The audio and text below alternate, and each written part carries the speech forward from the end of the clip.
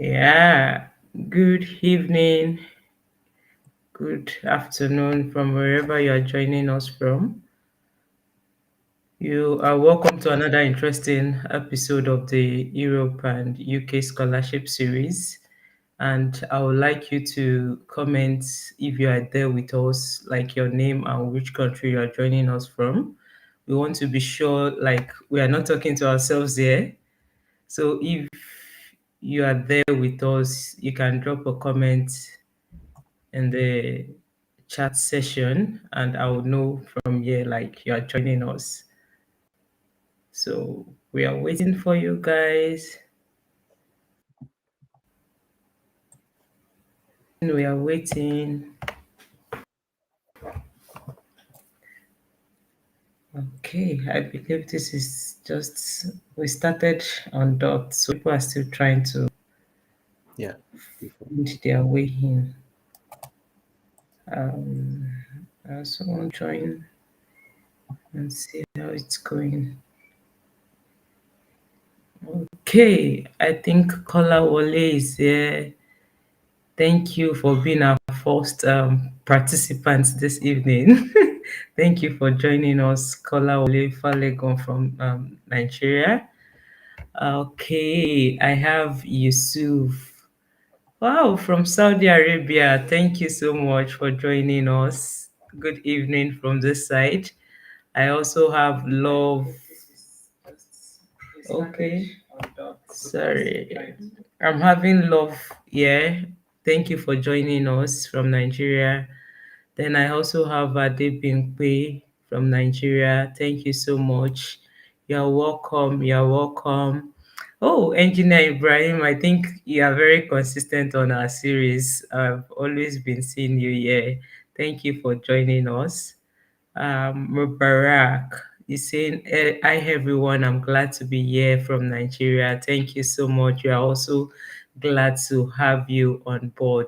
So at least we have few people joining us already. So while we wait for others to join us, we just like to start the session officially for this evening. I just gave our greetings anyway. So I'm Omobolanle Kalinikoshe. For those that are joining for the first time and yet to know who I am, I'm a doctoral researcher in Chagas, and I'm also the host for the Europe and UK Scholarship Series. I'm very excited to have every one of you join us tonight for this special session that is featuring the Mastercard Foundation Scholarship. And this scholarship is one of the African most impactful and transformative scholarship programs. Again, this series is part of our AgriScholars Mentoring Hub, which is designed to equip students and professionals with the knowledge, strategies, and confidence in securing global scholarships. And again, we would like to officially start today's session with a short prayer. So if you've been joining previously, you know this is just a bit of my opening rights, which I can do. Our Father and our God, we thank you for this evening. Thank you for bringing each and every one of us from different parts of the world to join this session, to learn together, to see how we can advance our career. Father, oh Lord, we commit the session today and the speaker, that God, you guide us in the right path and you give the speaker the wisdom and the knowledge to disseminate every information that our aspiring scholars will need to secure this scholarship in the name of Jesus.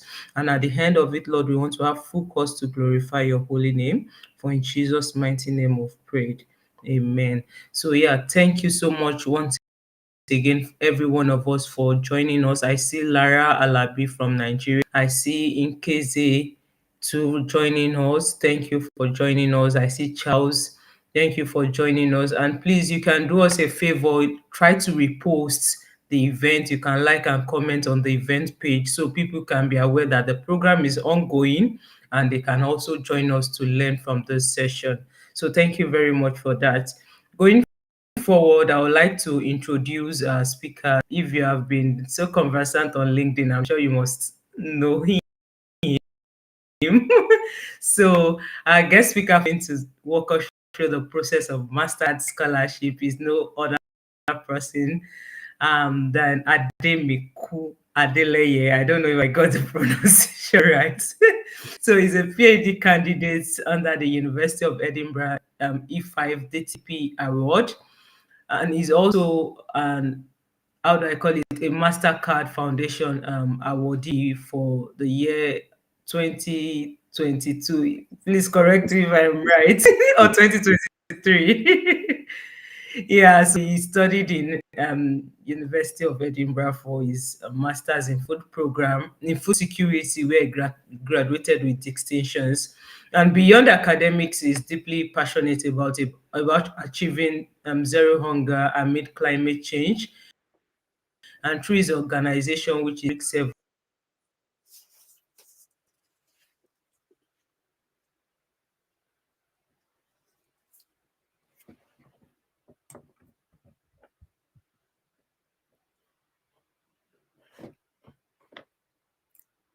I don't know what's wrong. Can anyone hear me? If you can hear me, please put it in the chat that you can hear me. I don't know if I'm the one who is lost or I lost the mobile only. Can anyone put in the chat box if they can hear me?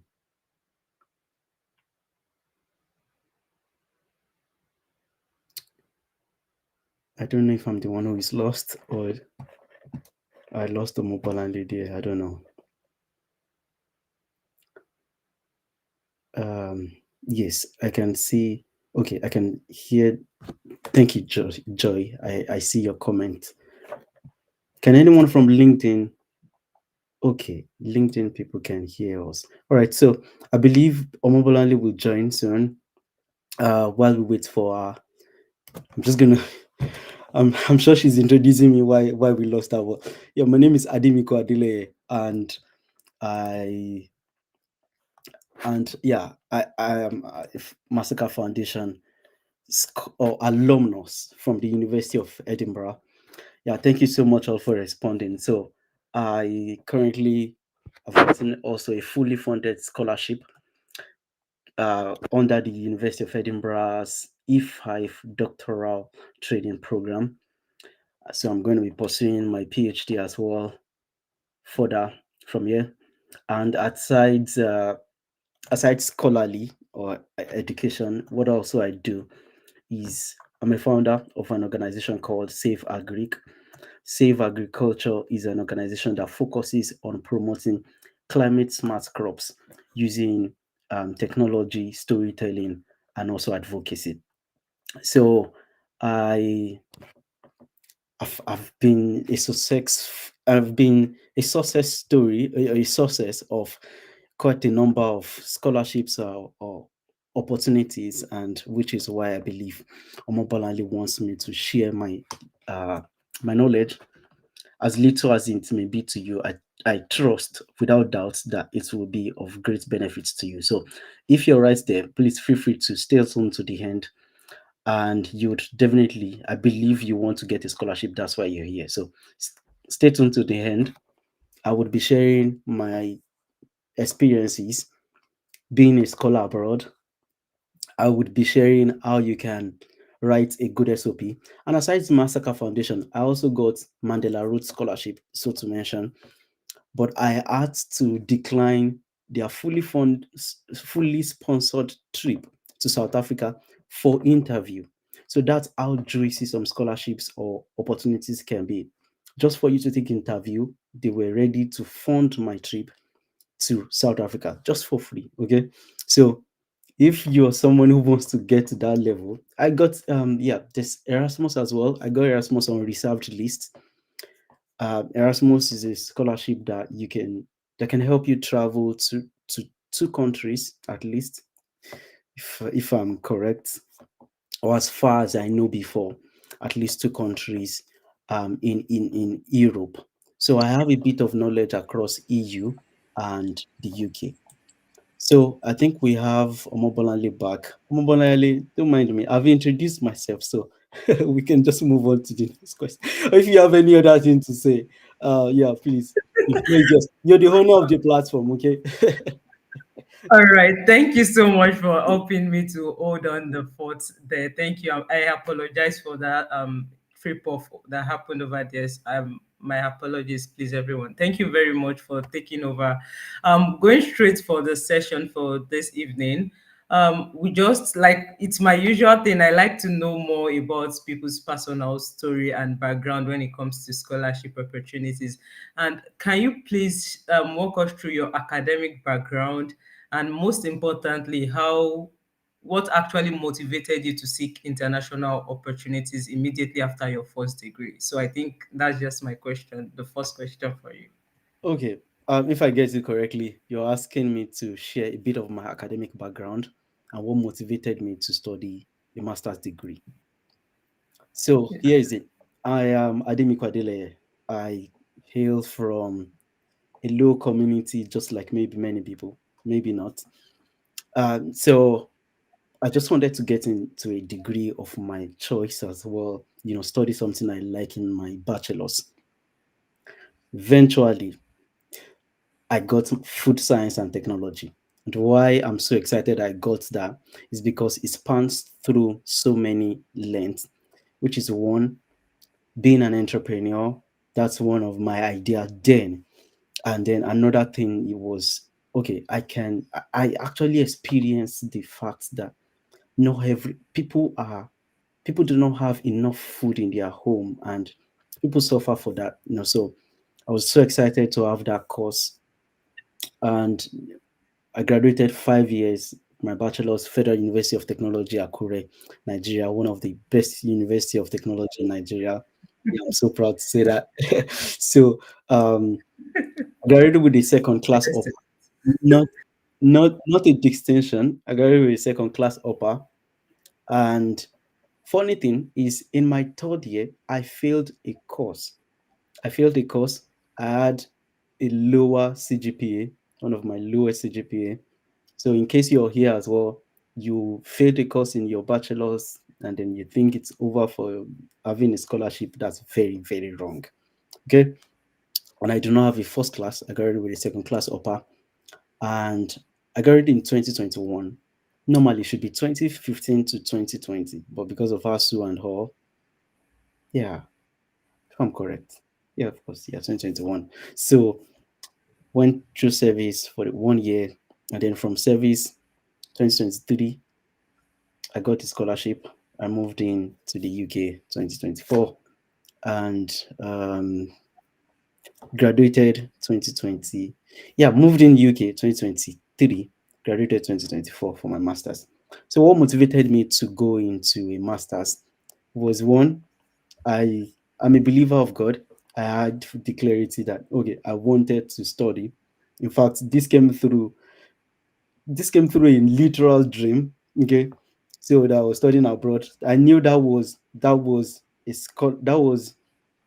the initiation of, oh, I'm going to travel abroad. So, but the motivation of studying a master's was to expand my mind in the subjects that I love doing. I wanted to expand my mind because master's degree is for you, just as it sounds, to master a topic, you know. So, and tell, I think I mentioned earlier, I studied food science and tech because I wanted to be an entrepreneur, and I also like look forward to solving the challenge of food in our community. So, food Mhm. poverty in our community. So, I wanted to master this, but my bachelor's degree did not specify on those things that I wanted to do. So I realized that in my masters, I'm Mm. able to master something as regards what I love doing, and so that was what motivated me to go for that for my masters. So I think that All right. answers your question, if I'm correct. Thank you so much. And I think maybe most of us have that similar experience that we just want something better. We want something greater in our academic career. And when we look at it, we'll be like, okay, pursuing international opportunity is just the best way to go. And the fact Yeah. that you also had this divine backing is another thing as well. So I'm glad you were able to give us insight into your journey, your academic journey. So let's go straight into the Mastercard scholarship because I know that's what most of our audience are waiting for. Looking at the way the Mastercard is being structured, in terms of the design. We see like Mastercard partners with different Africa, Europe, North Americas, and even as far as Middle East. Can you just give us a brief insight onto how this partnership actually works, and how can applicants identify the right partner university that aligns with their career goals or that aligns with their field of interest? So that's the next question. Thank you so much. That's a very good question because many people do not even know that Mastercard Foundation partners with so many other universities aside the ones that they've seen or they've heard people talk about. Yeah. So here is it. Mastercard is an entity, is an organization themselves. That's where you have the Mastercard Visa, the Mastercard, the cards, ATM cards that we use, and all of those. But we have Mastercard Foundation. That's a foundation; it's a non-governmental body that supports. They have their support is wide. It's wide.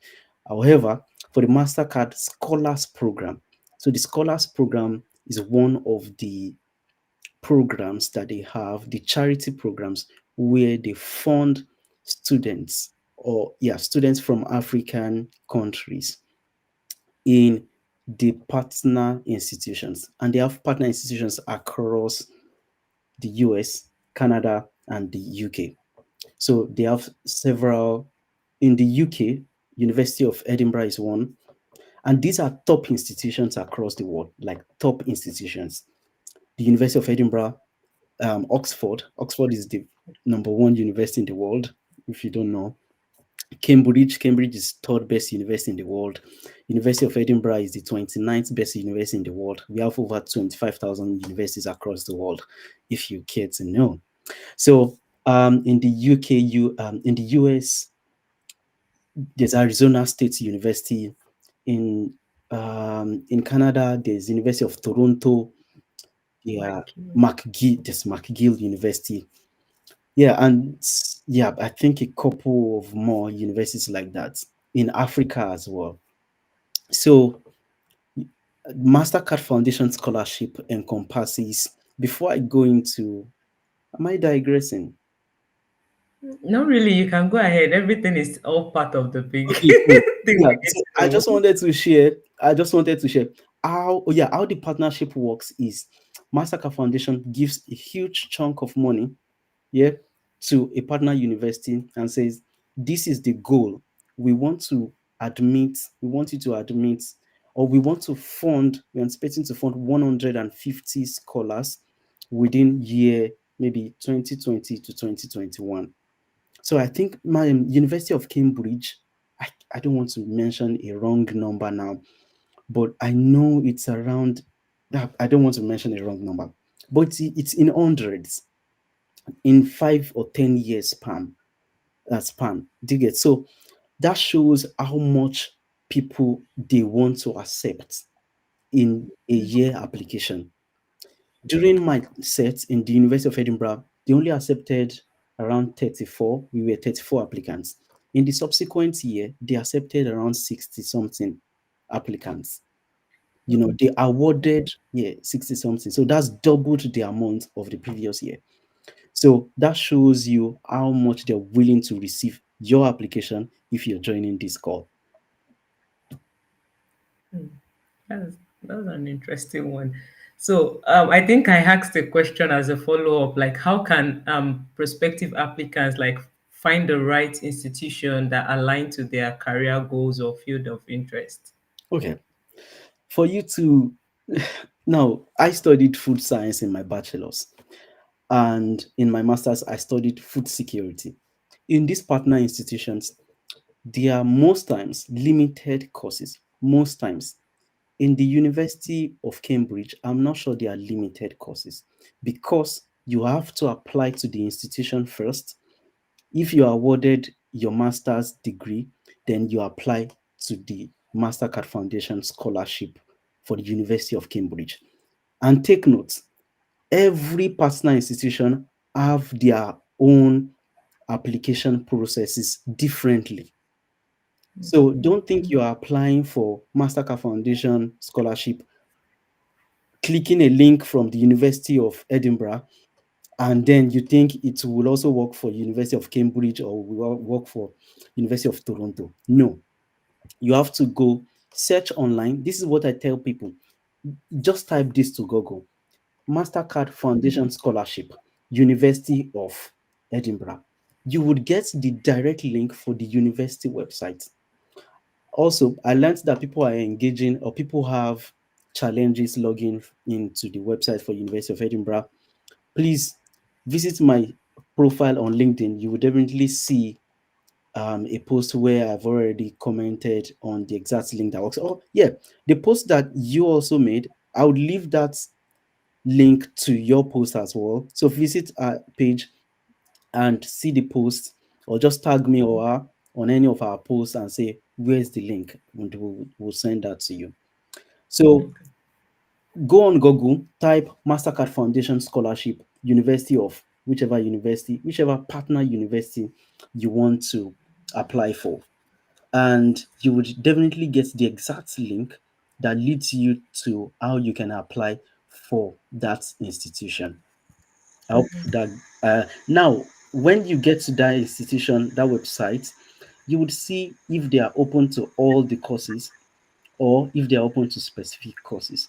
University of Edinburgh, during my set, they opened for I think 8 courses, and in subsequent year they've added much more courses. I think they now have like 10 to 12, if not more, courses. So it's important to don't always rely on the information you have previous years. Things change.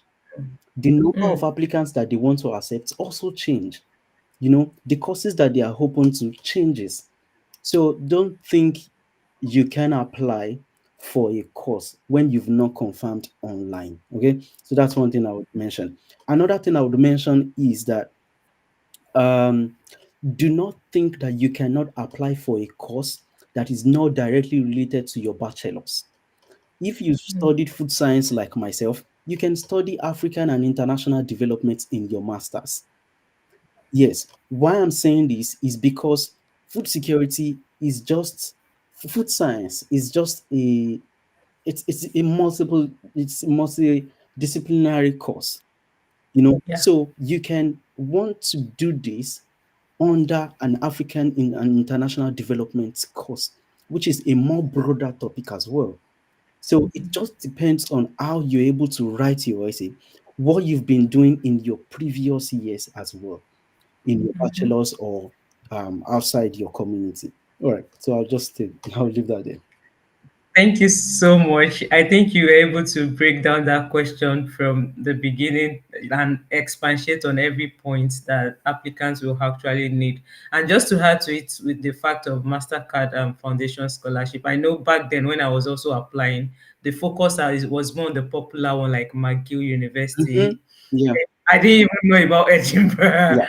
and maybe the one in Cape Town, like in South Africa as well, UCT University in South Yeah. Africa. University. So just to let you know, I was going through the website, and it was so interesting to see that they partnered with so many institutions across the world. So that's just to tell you that you can broaden the scope of your horizon. Don't always go in all out for one particular um how do I call it, partnered institution where you have like 29. I think I was checking it, like 29 universities across the world, either in US, UK, even in Nigeria. Yeah. I In was so Nigeria. Yeah. surprised. Now, even in Nigeria, they have an institution that they even partnered with. So just to let you know that there's a lot of opportunities for you guys out there when it comes to Mastercard scholarship. And the most important thing is everything out there is on the website. You need to just go there, search for information and what aligns to your interest. I think Ademikun was also saying something about it's not necessarily what you did in your bachelor's is what you do in your master's, and that's very very important to note. Like you can always diversify, you can always transit into other courses that actually align to your own interests. So because when we talk about Mastercard and the programs they are funding in particular universities, you see that it's just sometimes different from what you studied. For someone like me, like coming from animal science background, if I'm to look into Mastercard, I would definitely go for food security. At least it aligns to something sustainable agriculture and the like. Yeah. So don't limit yourself or don't cap yourself to specific programs or courses that you need to apply for. Thank you so much for shedding more light into that. Yeah. My next question is going to be into the levels of program. I know most times people ask me, "Oh, are there opportunities for undergraduates, postgraduates, and every like undergraduates specifically?" And I'm like, "Yeah, it's a bit very tight. I'm not really sure, but I know there's a lot of opportunities for postgraduates." And is that the same as for Mastercard scholarship as well? And how does this application differ from, if in case there is anyway, how does it differ from postgraduate? So I'm asking this for sake of maybe part of our audience that is interested in undergraduate opportunities. Okay, if I get your, can you hear me?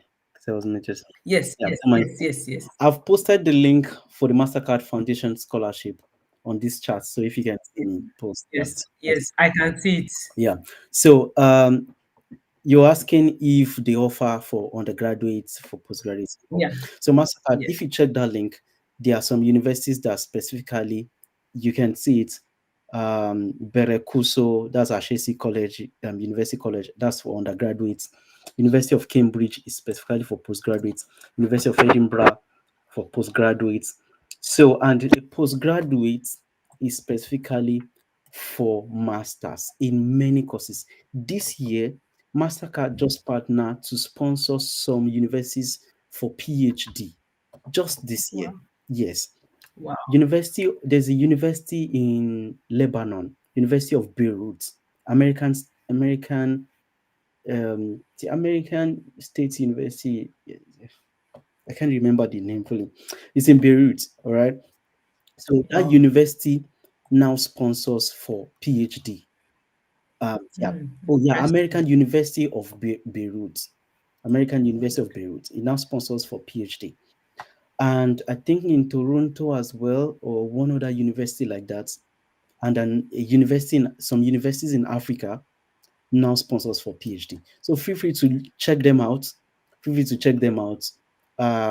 You would be able to see which one fits into your own scope. Yeah. So it's Yeah, that's a good one. It's interesting to see like they are already partnering for, how do I call it, yeah, PhDs, and that's a great one because I know yes, most Mastercard is all about masters yeah, program, and for anyone in the audience, I think that's a good one to also be on the lookout for, either undergraduate, postgraduate, or PhD.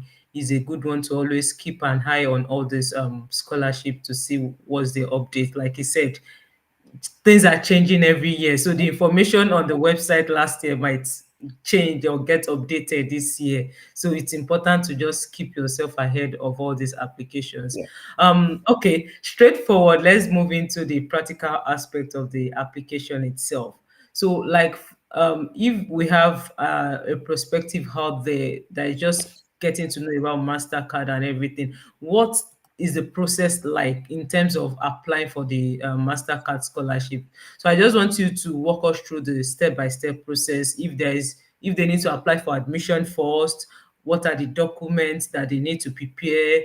How do they need to align or craft their documents for application for the Mastercard scholarship? So I want you to walk us through the application process. Thank you. Okay. Uh, thank you as well for that. But yeah, just to add, okay, just to add, because some people do not actually know the benefits of this Mastercard Foundation Scholarship. Or maybe we'll talk about that one later. This one is very important. Yeah, I'm still coming there. Okay, cool. So, for the University of Edinburgh specifically, what you have to do is to apply for the universities, for the scholarship. You have to apply for the scholarship first for the University of Edinburgh. After you've succeeded being awarded a scholarship at the University of Edinburgh for Mastercard Foundation Scholarship, then you would they would even message you that you've been awarded the scholarship to study whatever course you've mentioned at the University of Edinburgh. And that's when you've not even applied for the university program.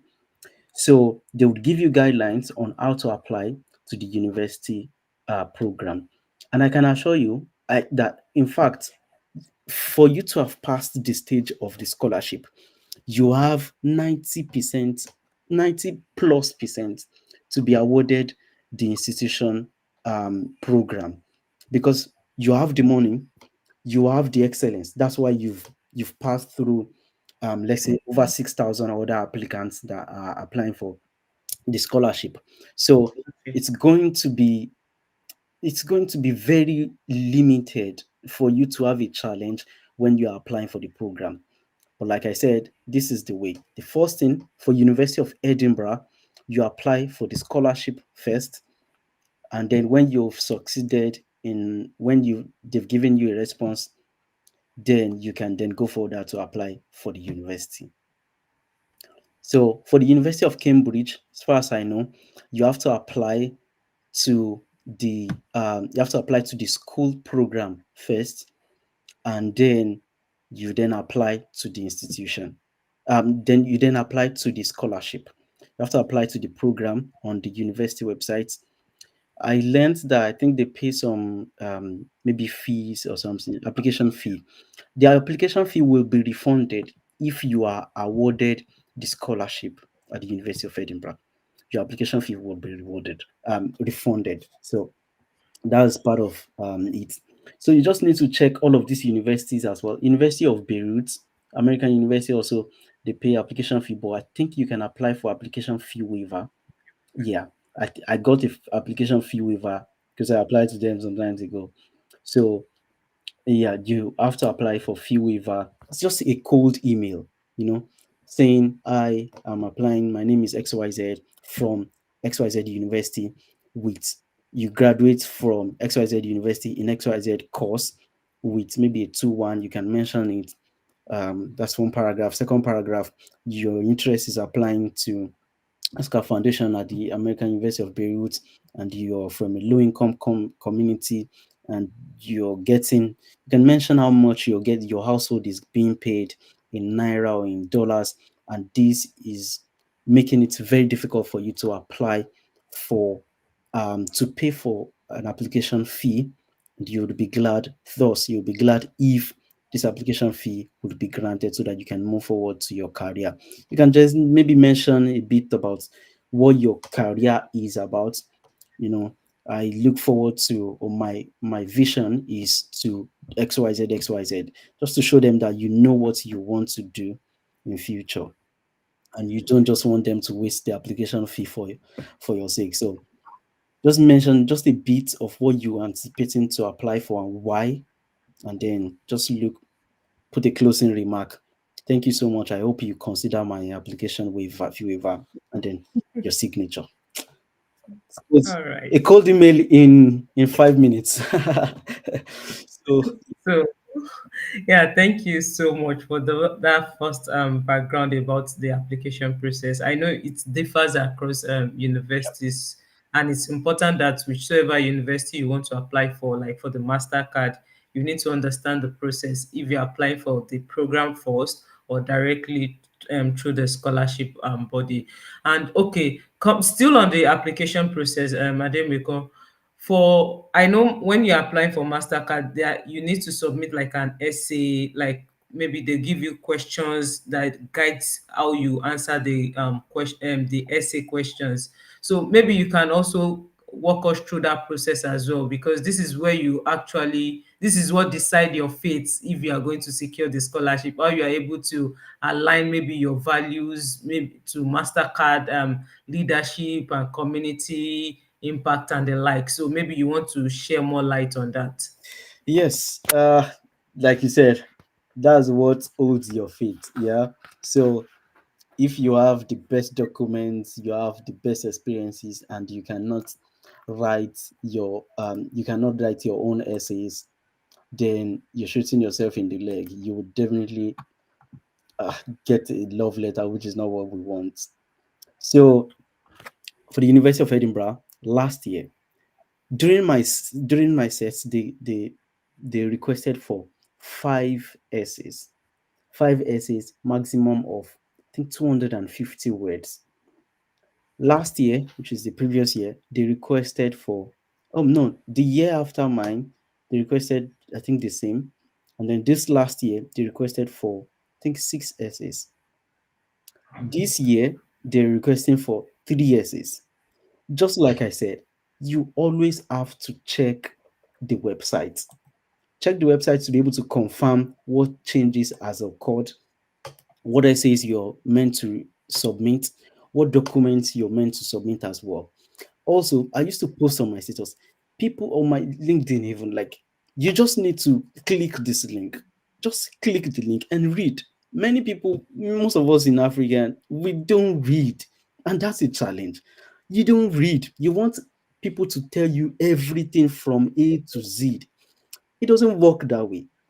You know, it doesn't really work that way. If I tell you about the scholarship, will I tell you about the master's program? Would I then tell you what to read when you get here abroad? So you need to start somewhere. At least just try as much as possible to read to details. And yeah, now when you're confused, I used to tell people, when you're confused, that is when you should ask. You should seek people's opinion. Omopolanli is there, she's doing all of this. Many people will not attend all of these sessions, and or you just attend one, and then you would be using the orientation of one to apply for another. It doesn't work that way. That's why this platform is there. You need to attend these platforms, read books, read websites, and you would get more information. I digress. So, University of Edinburgh specifically has 3 questions for this year. One of the questions is, what experience have shaped who you are? Question mark. If you were selected to the Mastercard Scholars Program, what qualities learned from your experience would you bring to our community? Question mark. You may wish to consider adding information on how you meet the key selection criteria for the program, comma, particularly in relation to how you have faced significant barrier to your education. They added, we are welcoming applicants from women, young people from refugee, or displaced status, and or those with disabilities. If we, as we understand that these groups face barriers to education, if you identify as any of these character, please reflect this in your answer with as much details as you're comfortable sharing. So, do you want me to list all the questions and then mm, take them individually, or I think you should explain each one so people don't mix it up together. So the okay, moment you are reading the first question, talk about it. okay, Then go to the second question and talk about it. okay, that's fine. Um, so this first question is talking about your experience about the barrier you're facing towards the barrier, any significant barrier that you faced towards education, and what quality. You remember when I was stating those questions, I was stating them in structure. What experience has shaped who you are? That's one aspect. If you were selected for the program, what qualities learned from your experiences would you bring to the community? That's another. So you may wish to consider, adding informations you meet from selection criteria. So they also added how you have faced significant barrier in your education. So that's another key thing. So if I were you, what I would do first is to make a draft as regards these questions in structures. After making those drafts, I would also take note of what we call the STAR approach. The STAR approach is called the situation, task, action, and the results. Again, situation, task, action, and results. This might be familiar to you, but how then do you write your own story with respect to this? If I were you, first thing is that, yeah, another thing I would like to add, I will look at where my most strength is amongst all of this. Is it what shaped who you are that has much strength? For example, something that could shape who you are is coming from a low income background. It could be being the only girl in your community who has attended bachelor's degree. It could be someone who is a refugee. It could be someone from a displaced community. It could be someone from a disabled person. So these key things, remember, all of these things wants to connect to how you faced significant barrier to your education. So I would look at all of these things, and even if you fall into all of these categories that I've mentioned, then those are the things that you want to point out initially. So you would state it clearly: this XYZ shaped who I am. For example, I can say I'm assuming myself as a young woman now who is the only person who, okay, let me say a young person or young female from, I'm not a female actually, I'm a male, and my pronouns are he, him. So let's be guided about that. So yeah, I'm going to be positioning myself as a female now, who is maybe from a family of five, and I am the first person to attend university, like first generation college student, first generation, yeah, college students. That's first person in your family to go to a college, university, or a person, woman who is disabled, or a refugee. If I fall, I would I'm assuming myself as someone in this category. So please just follow along. I could start by saying my being a young woman from a family of five, or being a first generation college graduate, comma, only woman from the community of, you can mention the population of your community, an approximate number from your community. I Then you can then add that this shaped, I faced significant I faced significant barrier towards education, not limited to: one, social discrimination; two, low income or inability to pay my financial fees or something like that. And all of this, you can just list maybe maximum of three. Don't list all the problem of this life there. So maximum of three, and then say all of this shaped who I am. Trust me, if I'm the one reviewing that essay, I would want to read till the end. Do you get? Now, I have mentioned that these are the problems that I have, and this is what shaped my life.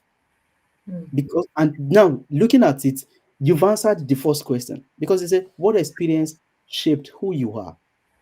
Also, you've answered like even two questions. You've introduced them to like two questions, because they also mentioned that you should talk to them about what barrier you faced in your education. In that just one or two sentences, I've answered all of these things, but they now need to know a bit to detail what exactly or how this happened. Now, this is where I go back to my star approach. Situation, I've mentioned those. Task. Task is star approach. The full meaning for star is situation, task, action, and results. Now, task, I'll go to the task and I say, um, in my during, oh, I can still buttress more on the situation and say, during my undergraduate, or in during high school, which was sponsored by a government, because so many people who are actually reviewing essays, they don't know you. They don't know if you went to a private school or you went to an high school that is sponsored by the government. So those are the key things that actually makes them understand that, oh, you are someone who faces financial financial instability, or who faces discrimination XYZ. So you can just, further say, um, during my at age, you can mention age, or you can mention any story. Just tell your story.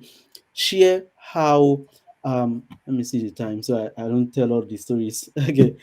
Yeah, so just share the story, and then say how this situation has happened. Any situation, it could be not limited to the age you started facing or you started getting the reality of, oh, this is indeed a social discrimination. You can give example, a clear example of the social discrimination that you faced. Maybe someone in your family said you belong to the kitchen, or women are not supposed to chase dreams. And this is the story of every other person in your community as well. But you actually understood, you saw beyond the narrative, the social narrative, you know, and then you pursued your academics despite the despite the challenges that are happening to you. So you have to talk precisely, like mention what, after briefly explaining, you mention specifically what the situation is, in just one or two sentences. Now go to the task. What did you do? The task mean what do you think? Yeah, what do you think would solve this problem? So you put yourself as a transformative leader in that position, that understanding this narrative, I, as a passionate or whatever, quantify yourself, put that quality that you might want to bring to the community of Mastercard scholars. It might be maybe your capacity to communicate, it might be your orientation about life, it might be program management. So all of these things is what you want to incorporate in that idea called task. So tell them that understanding that this narrative is dangerous, you started building more on your program management skills through volunteering, or maybe just mention the story, okay? And then go to the action. The action now is talking about um sir, it's two essays. I don't know where you found two essays from, but what so far, as far as I'm concerned, I know it's three essays. I'll get to question two later on question three, so you understand what I'm talking about. Now I'm responding to Joy from YouTube, who is making that comment. Yeah, so you get to from task to action, then result. Now talk about the results you've gotten so far as a transformative leader from what you thought would have been good during your experiences facing maybe social discrimination, maybe financial instability, maybe so many other things, maybe disability as a person, or maybe any social stereotypes. Okay. So then you talk about actions. Actions is not limited to you do a project that is big. It could be mentoring at least 10 people a year, or being an inspiration, or sharing your knowledge, or doing advocacy within your small community. But always give numbers. Quantify your results with numbers, with figures. You might not know totally in your head how many persons you've helped in this life, but put an approximate figures to it. Okay, don't like overemphasize or exaggerate a huge number like you've helped hundreds of thousands of people in this world. So yeah, do that. And for me now, how I would say I've impacted people now is the total number of views. It might not be total number of people who reacted to this video. It might be total number of views of people who have seen this video, maybe on YouTube or on LinkedIn. That's how I have made impact. All right. So I want you to have that idea in your head as well. It's not the persons that you've directly impacted alone as well. It could be, how you've motivated people to go and motivate other people, you know but please be clear in your results. All right. And then the last one is yeah, your results. All right. So you quantify your results, and not just after you've quantified your results based on the action. Now, also quantify your results academically. Tell them how you've been sound, how the results you've gotten academically. So after all of these, you've gotten, despite the challenges you've had, you've gotten XYZ results, XYZ results, XYZ results. All right. So those are the key things that I would like to mention in that first question. Any other clarification, or I just go on and on to the Yeah, second you can go on. Maybe you need to speed up a bit because of our time. question? I'll try and sum up. Question two says, we would like to learn more about your interest in further academic study. Why do you want to study this program, this degree program? What specifically about this degree program would be useful for your future goal? So first thing first, you want to talk about your future goal. My future goal is XYZ. And you might not, that's my own approach. Your own approach could also be uh, studying XYZ for 5 years. I've clearly come to the realization that did, or maybe from your research, maybe it could be from your undergraduate research, you found a gap, and then that was what spurred your interest into studying or into achieving this future goal. Or maybe you've always dreamed to become someone, maybe become a business analyst or XYZ. That could be your intro with regards to what you want to do, what you want to achieve as your future goal. After that, you come to what you've been doing with respect to your your current academic or research aspects, and then you connect that to what is on the university's course, what course you want to study in that master's. Clearly highlight the courses and what you will learn from those courses to help you become that thing that you've mentioned in the first approach. You know, like I said, it depends on your approach. You can mention what you want to become first, or mention it at the last, So, or mention in between. Just let it connect. Let everything you're saying connect.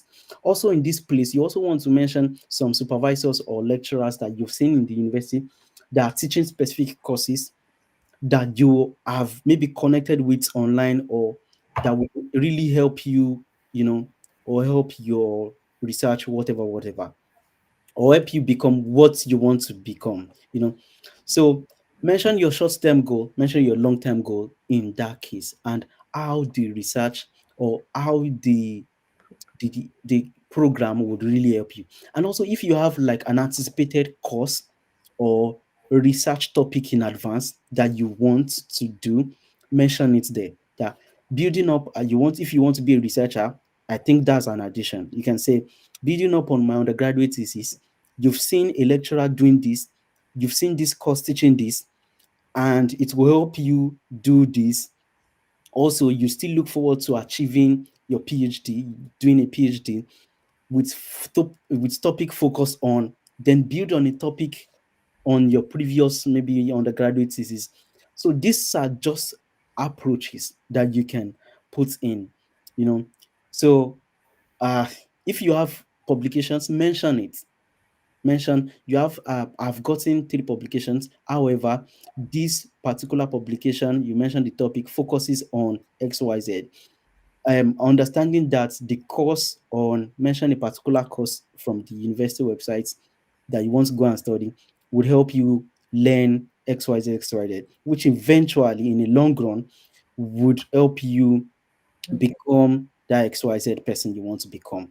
And take note, that person you want to become should buttress something that would help Africa, because Mastercard Foundation are looking forward to transformative leader who would help the African community. So at any point in time that you're able to mention it clearly that you want to achieve this thing, you want to become this person so that you can do these things for Africa, or build, and if you've been doing something around that, so that you can build more on what you've been doing already for Africa. I hope that's clear. So the last question says, uh, question 3, tell us about tell us about a current idea or a project you are working on that demonstrates your track record of leadership and service. How would your leadership experience contribute to addressing climate change and sustainability? Now, remember in question 1, we mentioned something around quality. Okay. So here as well, I would also reiterate a bit of the quality that I mentioned in section 1. So don't let all these questions, these 3 questions, be disjointed. Okay, ensure that they flow. At least something that you're mentioning in question one is in question two, and something you're mentioning in question two is in question three, or one is in three. So there's a loop around these questions. Okay, so tell us about a current idea. So just tell them about one of the biggest projects you're proud of. You can say a project in 20 whatever. Always put data, dates, figures, qualities, quantify with brilliant, I brilliantly, or I, just quantify what you're doing. So in XYZ, I started XYZ projects because they said a project, a current idea or project you're working on. So it's something you're working on. So if you are not working on anything, you better start finding something you're going to start working on. So in XYZ year, I started XYZ project so that they can know that you've been doing this project for a long time. Especially if it's a long time, I really recommend that. So if not, that's totally fine. Just mention, you can even tell it like a story. During my undergraduate, during this undergraduate, or in my final year thesis, you've mentioned something around thesis, that's if you have, then mention it here. I began or my undergraduate thesis led to a social impact project. Put the year, my undergraduate project into brackets year 2021 led to a whatever, whatever. Then you talk about the project. Ensure you talk about how many people this project has helped, what your position is. I worked as, or I served as a volunteer, lead volunteer, or I co-led, or I co-organized as. If they didn't give you a role, a title, please look at what's best fit and put it there. What's best fit? If it's co-volunteer or a co-lead or a co-organizer, put it there. Just look for a word that is best fit and tell them what you've been doing, what your track record has been. If you've maybe led other positions previously, you could even want to talk about the positions you've had um in your undergraduate. It could be in your class, as little as class representative, leading 50 people in your class. It's not easy. So talk about what you've been doing. Also talk about the ones that leads to climate change and sustainability. Okay, ensure that that's important to mention. In fact, I would say that should be the focus. Okay, could be during your NYSC. NYSC is National Service for people who are not from Nigeria. So then you talk about that. Talk about if you've achieved any awards. If they give you an award, due to this project XYZ, you got XYZ awards. So talk about those awards that you've received. And lastly, talk about how you want to demonstrate this, how this leadership can influence who you want to become in that question too. That's what I would advise you to do. Talk about how it will influence, or in just one line, I believe that having this track record or pushing forward this track record with this scholarship opportunity will definitely help you, become XYZ person that you want to become. Yeah. I believe that's it. But try as much as possible to mention things around climate change that or and sustainability that connects to the project, because all of the if you read the website, all of the courses that University of that Mastercard are sponsoring are in one way or the other connected to climate change and sustainability. So that's a good idea to yeah to bring in when you're writing, when you're answering that specifically. All right, over to Thank you, Orlando. Thank you so much for that detailed insight about the application process, especially for the essays. Yeah. And I think this is just to let Joy, that is joining from YouTube, know that the question is answering is specifically for Edinburgh University. Yes. Maybe you are talking of other Mastercard partnered institution, but the one he just addressed now is for the Edinburgh University, Yeah. which is an awardee of. So maybe we need to just simplify that so our audience can be aware. Thank you so much. I think you already tied everything up. And just to recap or summarize, I think when you are answering these essay questions is just about your personal background. Mhm. It's about your academic and research experience, as well as your leadership experience, and Yes. possibly your career goals. What do you want to achieve? You've stated a problem statement that hindered you from having access to education in the beginning. What are the qualities, the research, the academic experience that have shaped you to Yeah. be able to solve this problem, maybe short term or long term goal? And because Mastercard is more focused on leadership, you also need to convey that as well in your essay. So, and you mentioned something that is important, that you tie everything into climate and sustainability, because that's what they are actually looking forward to at the moment. So, yeah, that's a very I think you also use different stories, analogies that people can use. If you're a woman, how you can use maybe being a person that is coming from a low income, social discrimination. I think he has really said a lot of examples that you can use for your essay. This is not limited to it. You can, this is not Yes. like a standard template. You know yourself, you know your story. So just try to align those examples into your own story when trying to draft your essays. Thank you so much, Ademiko, for those answers. And now I'm sure you've helped people to review their applications when it comes to Mastercard application. What are those common mistakes that you notice that some applicants make during the application process, and how can you actually correct, like tell people to avoid this mistake? Yeah, that's my next question. Okay. Yeah. I think I mentioned one. Is people don't quantify their results. They just talk about what they've done. I've helped people. They use generic terms. Generic terms. I helped people. How many people did you help? I want to know how many people. Can be 3 people. You can say you helped 3 people from 2025 to 2027. You know, 3 people.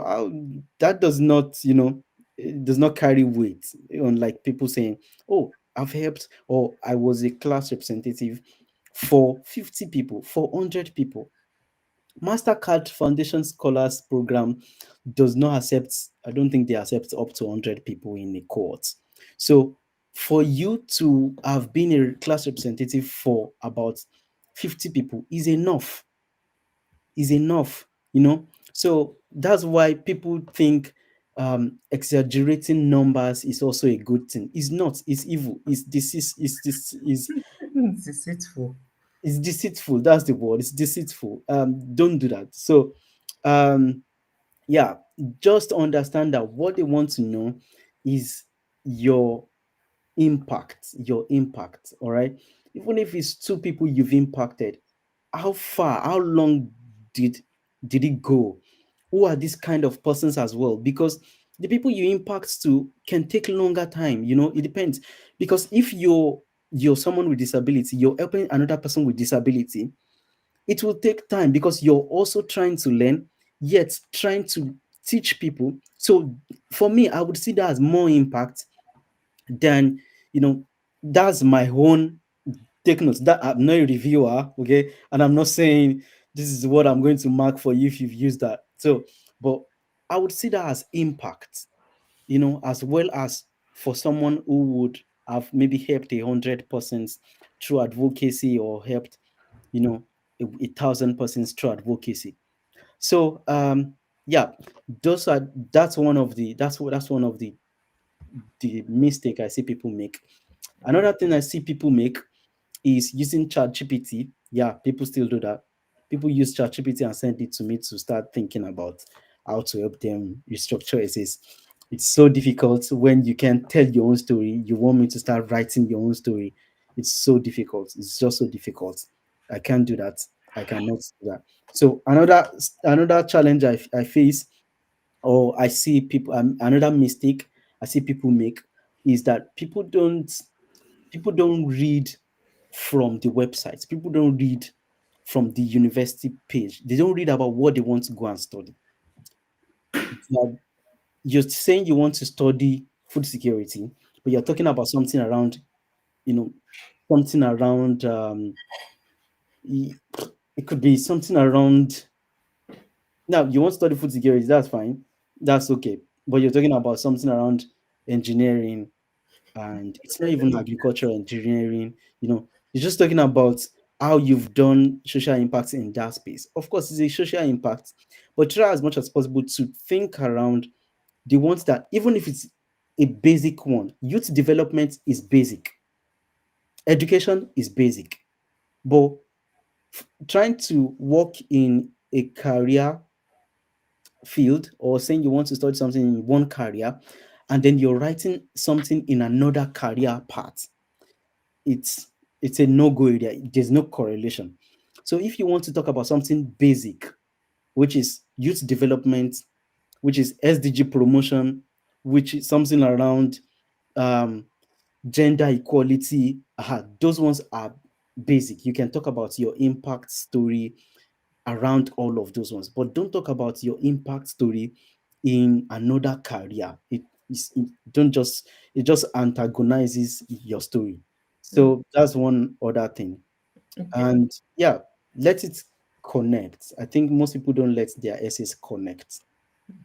Those are the few things I can recollect right All now. right. Thank you so much. I'm sure people would be able to take one or two things from that and avoid those mistakes anyway. Yep. I think just to double check, the Mastercard scholarship, does it also require CV, or it's just this essay?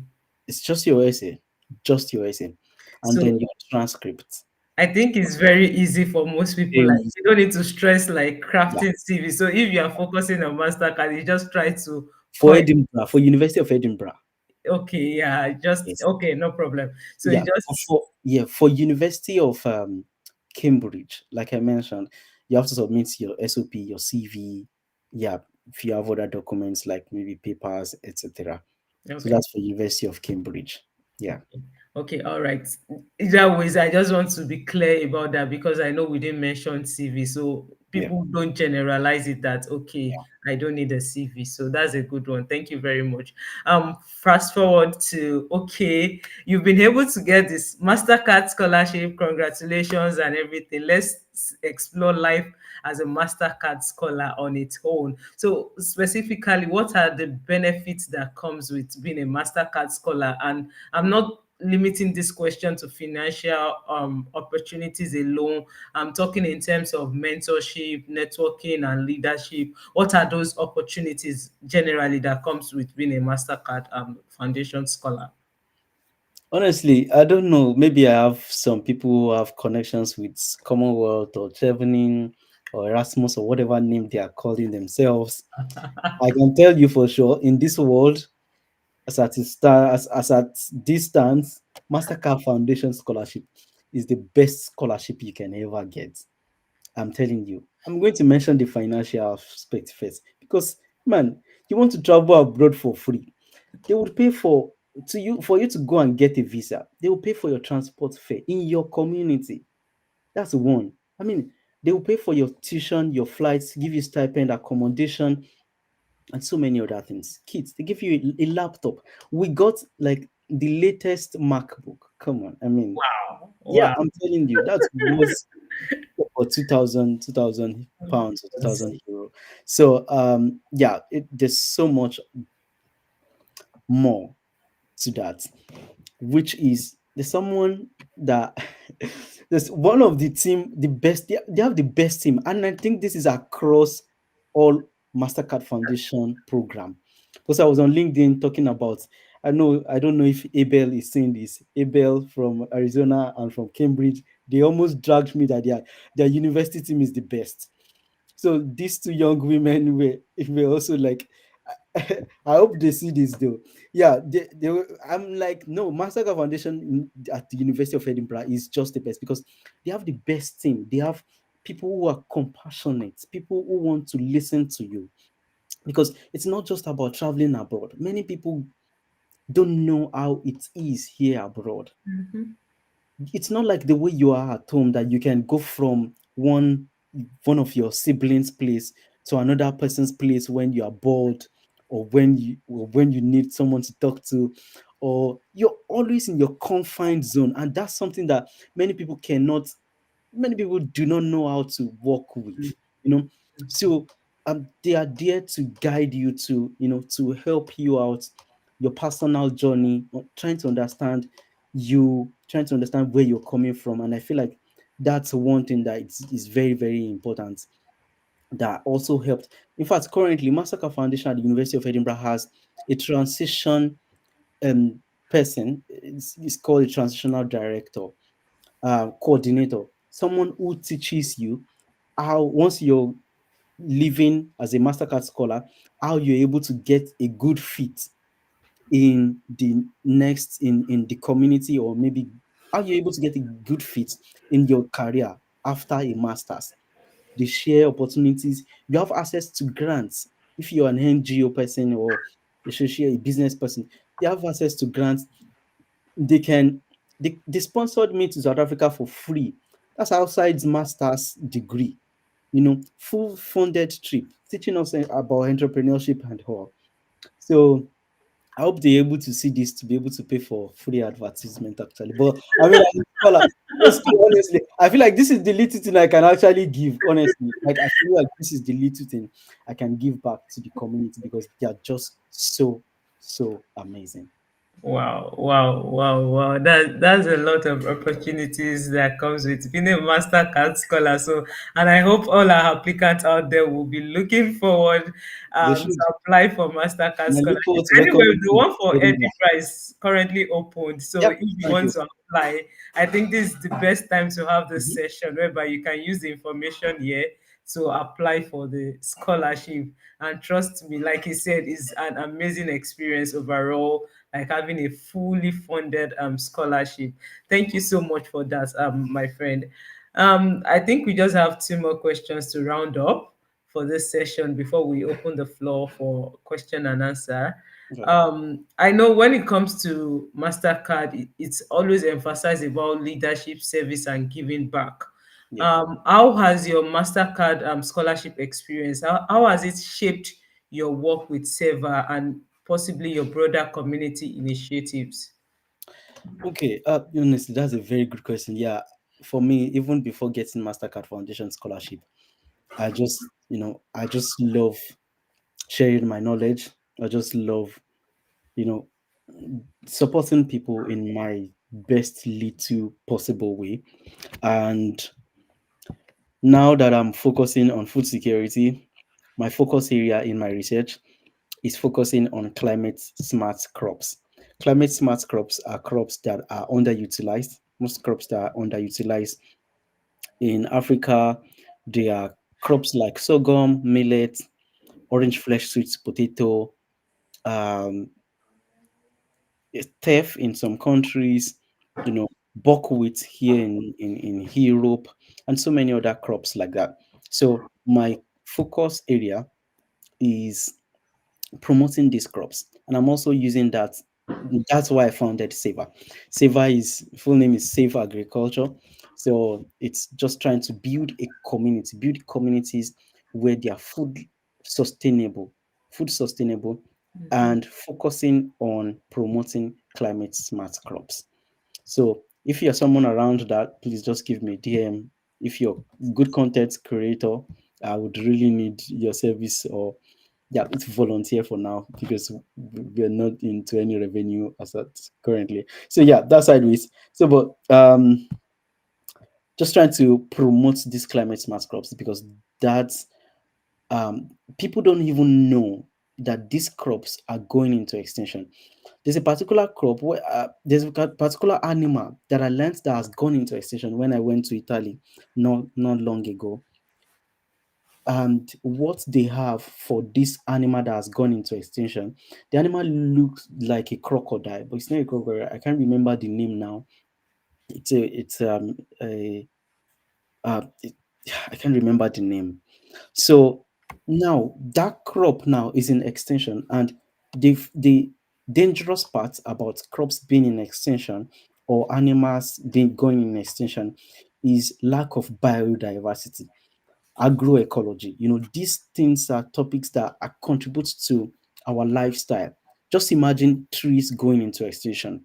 We breathe out, we breathe in oxygen, breathe out carbon dioxide, and these trees actually take them up. But trees take them up in different ways more than another. Same thing as organisms. reptiles, mammals, etc.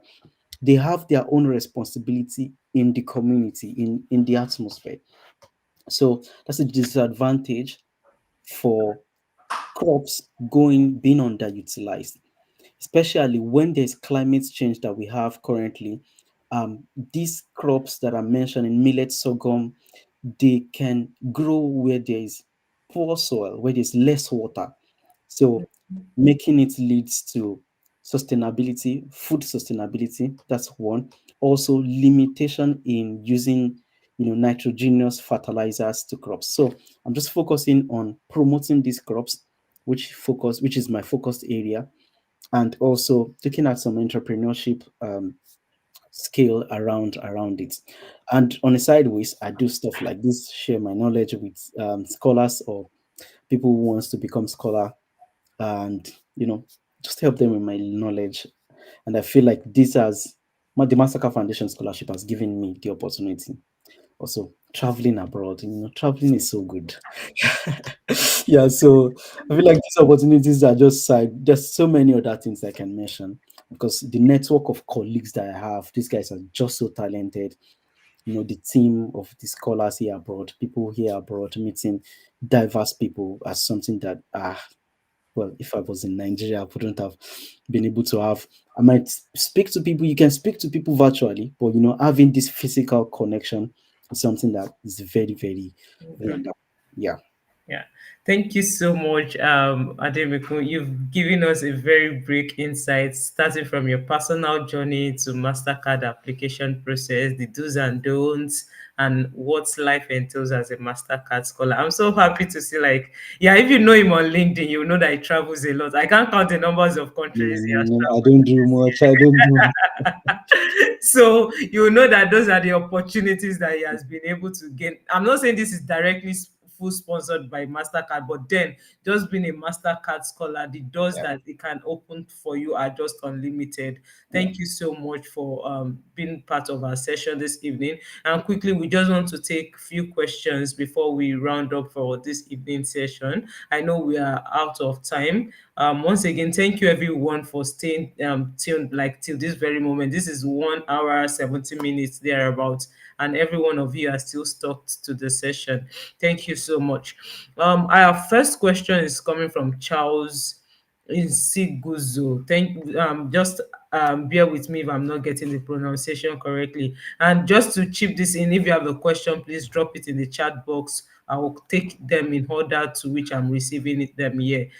Charles is asking, he has tried applying for Mastercard like several years, but I think the focus is about age limits. So I don't know, maybe specifically for Mastercard generally or for Edinburgh, if there is an age limit for applying for the Mastercard scholarship. Hey. Well, majority. I wouldn't talk for all universities, but majority of the institutions that I know would put their age limits to 35 years. So if you're 35 years above, please see the link I've sent to you. Check all these institutions individually. Check the one for PhD as well. Don't put your head down for master's degree. If PhD has more or not is not limited to an age, then I think you should pursue a PhD. You can pursue a PhD from a bachelor's, but just check the requirements. I don't know, just if you would qualify, check the requirements, and I wish you success. Okay. Okay, yeah, thank you so much. The next question is coming from Adebimpe Adeleke. She's saying that are we to submit the three essay at once, and at what point would they be submitted during the course of the application? At what cost? Now, there's an eligibility. Let me check the deadline. There's an eligible for the University of Edinburgh specifically. It's in two processes. The first one is for you to go through an eligibility check. If you do not go through the eligibility check during or on or before, let me check the dates. If you do not do the eligibility check by, I think, 14th, sorry, November 8th, please, can someone check the website for me, please? I think it's November 8th. If you do not do the eligibility check by November 8th, you wouldn't be able to even go into the application. So after November 8th, you won't be able to apply again. So the first cycle of application is for you to go through the eligibility check. And how you go through the eligibility check is by you clicking apply now, like you want to apply. So they would hold you for, some people get it within 24 hours, some people get it within 3 days, but I think it's maximum of 3 days. So they will pass you through the eligibility check. If you pass like age limits to one, those are just basic information. So there's nothing to wait for. Just try and apply for the eligibility cycle first now before November 8th. If I believe it's November 8th. So then you can then have, I think you would have like 2 more weeks from the eligibility check deadline to submit those three essays. Okay. Again, check online. They can postpone the eligibility the deadline. Thanks. I did being I see November 7. So please check online as well. There was a time that someone, I think last year, there was an application that they postponed the deadline, and people do not know. Someone did not eventually apply because they were thinking that the deadline has passed instead of checking, you know. So those are the things. That's why I say always check online. If you really know you need a scholarship, always check the website. It wouldn't take anything. So yeah. Yeah. Thank you so much. I think the first question was like, are we to submit the three essay at once? Maybe you skip that. Yes. So after you've passed the eligibility, you have to submit all the essays. It's just like a copy paste in a chat box. They have their sections. So you can submit without filling those sections. So yeah, it's more like at once. All right. Okay, thank you so much. Joy is asking, does Mastercard scholarship requires years of work experience? No. Okay, so that's a very simple and direct questions. There is no need for work experience. I think the most focus is leadership experience, which you Yes. already mentioned previously. I think that's the last question we have on board. So if you still have question, I think you can just drop them on the chat box. Yeah, I'm going to read it out.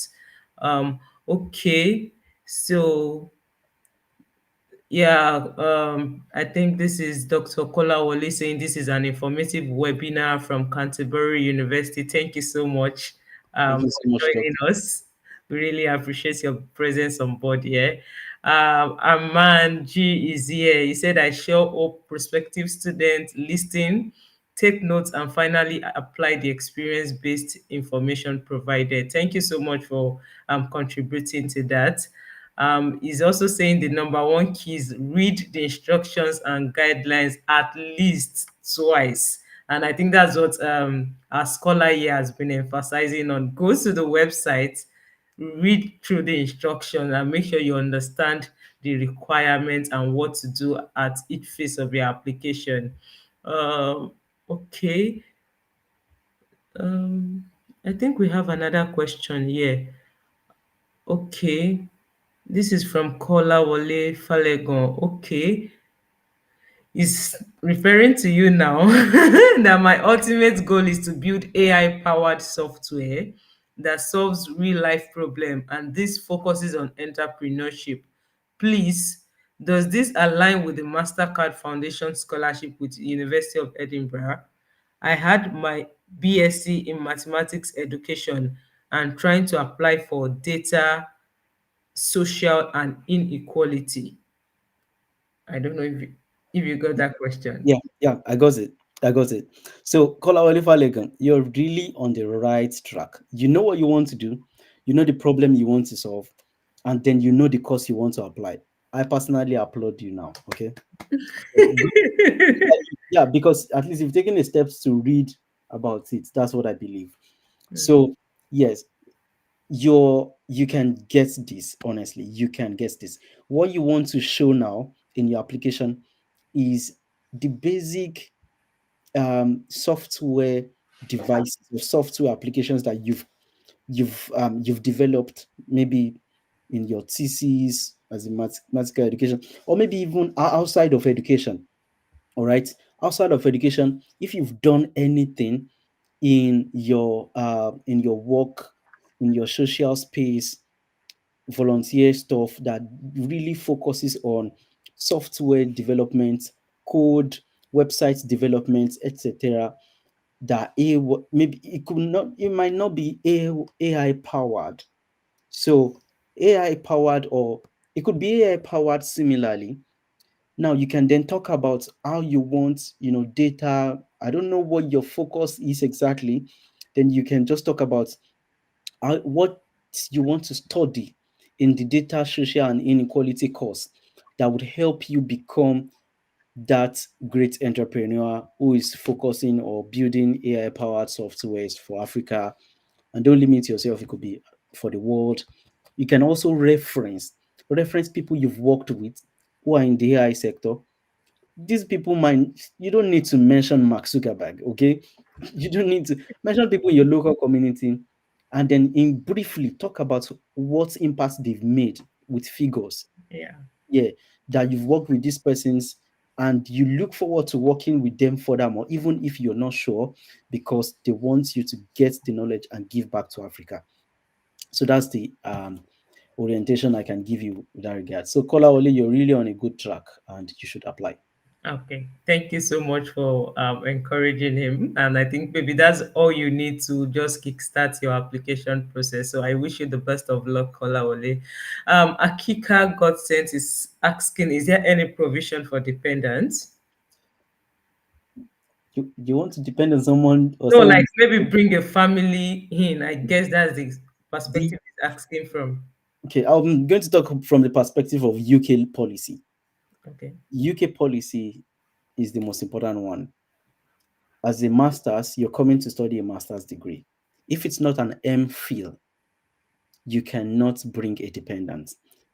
I don't know if your Mastercard Foundation would accept that, because if you're if you're going to be even studying MPhil at, let's say, Cambridge or Oxford, you would have to pay for the dependent to come stay with you. And Mastercard would not be paying for your dependent, because your dependent is not going to be studying Mastercard.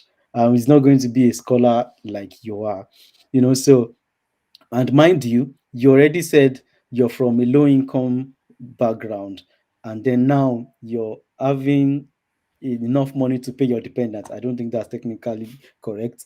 So, yeah, in for short, Mastercard Foundation, University of Edinburgh. I don't think we have MPhil as our courses. There's no dependence acceptable. All So right. the dependency, whatever, it's not based on Mastercard. It's based on the country you're moving into. Okay, yeah, I think that's very, very true. Thank you very much for nailing the head of for that question, like eating it directly. Um, I'm going to talk about this question. Celiyat is asking, are the essay questions same all years? If not, do I prepare for the questions? How do I prepare for the questions before the deadline?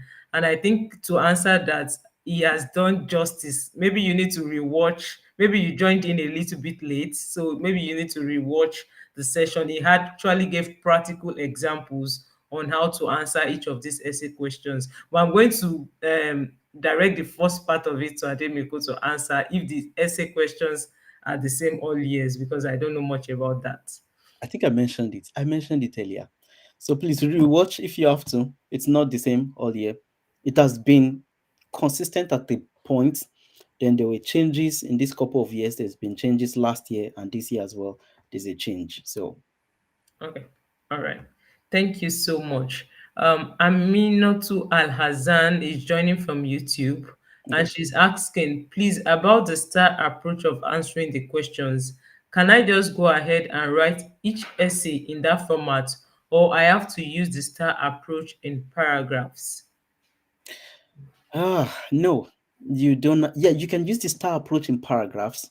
Yes, you can use the star approach in paragraphs, and you can use it. I think it mostly the star approach does not work on each line because you're telling story. So you need to. There are some sentences that would just be there. It wouldn't. and it would not be focused on any star approach kind of thing. Do you get? So just take note that in all of those essays, whether in fact, I would not advise it to be in paragraphs, because you might think, oh, in two paragraphs you've used the star approach, and then last paragraph it could be in sentence. All right, just ensure that you you don't state the situation and then not talk about the result eventually in anything you're talking about. So that's where the orientation of star approach comes in. And I hope that answers your question, Aminatu. Yeah, so and that's just based on his own personal formula. It's not like a, This is a yeah, standard exactly. Yeah, template yeah, for exactly. Mastercard. Yeah. So he's just bringing it as what he think is Mhm. best. So just try to structure your essays Yeah. accordingly. Um, Abanga is asking, what about a caregiver for persons with disabilities? Well, so far as I've known, all the people that have been admitted, they do not have a caregiver here. So because one of yeah, I'm just gonna stop there. Okay. But you can also message the team, tell them that you would require a caregiver, and if you're capable, I don't know if they would be able to support your application to sponsor your caregiver. I'm not sure, but if that's been the case, you can just message the team as regards that. Okay, I'm trying to round up because Oh, we've really, okay. really spent Mhm. a lot of our time. This is one Yeah, hour, 30 minutes, but question keeps coming in, and I think that's why we are here. Just two more questions, and take it like a wrap for the day. Kola Wale again is still asking about the AI powered software. I thought it's the same question, but I think it's different. So he's thinking like um it solves real world problem, and is like, okay, does it align with the Mastercard Foundation Scholarship of University of Edinburgh, because it focuses on entrepreneurship but not research based look at the sustainability aspect of it. aspect? Yeah, because your work might not be related to climate change. I don't know what your software or your AI powered software is doing. If it's an AI powered software that would help people it's working on maybe climate change stuff, it's something that you want to look at. But if not, focus on the sustainability aspect of your entrepreneurship, right? I mean, all entrepreneurship story has sustainability aspect. So look at the sustainability aspect of it. Okay. Yeah, I hope that answer your questions, Kola. Will you just give me a reaction in the comment section and I would move on.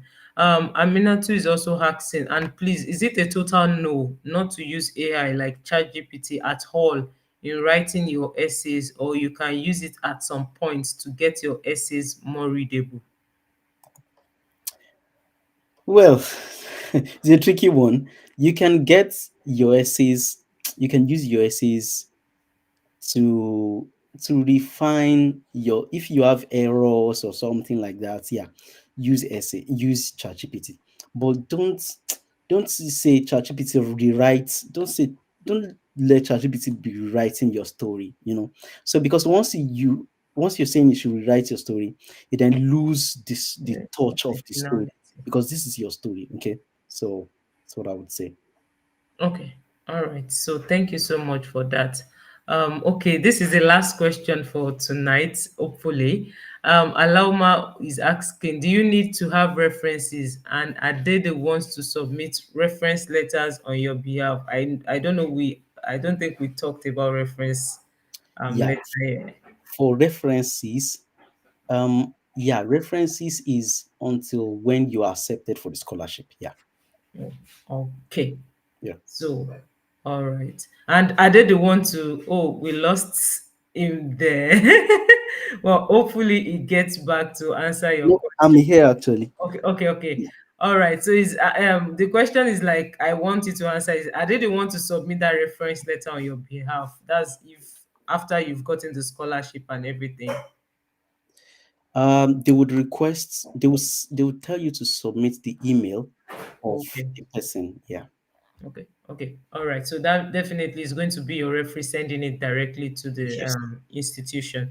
Yeah. Yeah. So thank you so much for this insightful session, Ademeko. I think every one of us here have been able to gain a lot from this session. And Yeah. as we wrap up for this session, I just wanted to give us like one final advice that you have for applicants that are preparing application cycle like currently. So what's that most important piece of advice that will help them to stand out and remain authentic in their application? So that's just the last question. Then we call it What a I would day. advise what I advise you to do is apply. Just apply. Don't feel you are not too confident. Don't feel like you don't have the capacity enough like every other person. So just apply. Just try and apply. That's what I would say. Okay. You So lose all 100% shots if you do not apply. So yeah, just apply. just give it a trial, give it a trial. So that's just what I would say. Thank you so much. Kola Wale, do you know what, you can just always reach out to Ademiko on LinkedIn to um direct your questions to him. Maybe it's because of our time, we'll not be able to take more questions at the moment. So we are trying to wrap up for now. Thank you so much, everyone, for taking your time for joining us. I think we had 16 people that still waited till the end, out of 34 or thereabout that joined from the beginning. So thank you so much, everyone, for joining us for this session. We are going to have our next scholarship series in 2 weeks' time. That's November 8th, if I'm right. And that is going to be focusing on ETH Zurich Excellence Scholarship from Switzerland. Like we all say, I'm trying to bring to you like opportunities in Europe and UK, just to let you know that there are lots of opportunities you can take advantage of as an aspiring scholar. And that's just the main idea or objective behind the Europe and UK scholarship series. And if you've gained something from this session, I just want you to just write in the comment section, thank you, Ademiko Adeleye. I want you to just honor him, appreciate him. Just say something in the comment section, and you can make a post about it, tag the two of us, and let us know what you actually gained. And if by any chance you were able to secure the Mastercard scholarship from this session, this is actually what we want. Let us know. We are here to actually rejoice and felicitate with you at the end of the day. So thank you so much, everyone. And I would like to wrap up with a short closing prayer, just like we started. Our Father and our God, we thank you this evening. Thank you for how far you've helped us to be able to break down the application process for Mastercard Scholarship.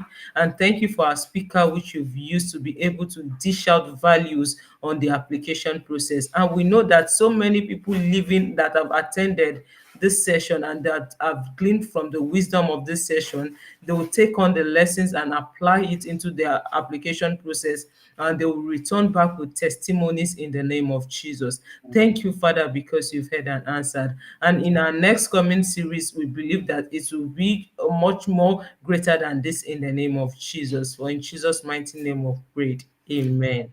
So thank you so much. And I'm just going to end the live stream at the moment. So thank you for joining us and have a wonderful evening.